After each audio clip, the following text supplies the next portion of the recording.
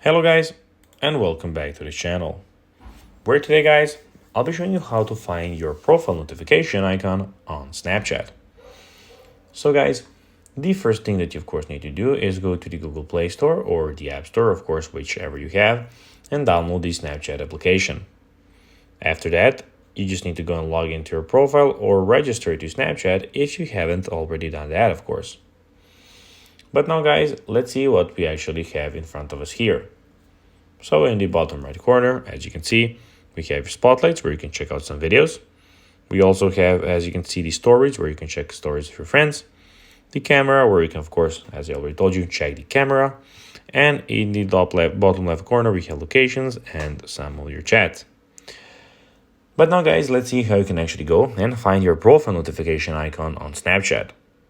Well, to find your profile notification icon on Snapchat, follow these 5 steps. First of all, as I already told you, open Snapchat and go to the main camera screen, which is this one. Then tap on your Bitmoji Pro or profile icon at the top left corner. This will take you to your profile screen. You can see it in the top left corner. After that, look for the gear icon in the top right corner of your profile screen. This is the settings icon. Tap on the gear icon to open your settings. Scroll down to the notification section. Here you can manage your notification settings. And basically you can do it there. If you have any specific notifications, such as friend requests or messages, they will usually appear as icons on your profile screen.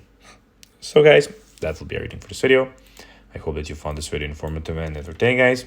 If you did, don't forget to like this video, share it, subscribe to the channel, and put the notifications on, as guys, this really helps us grow our channel.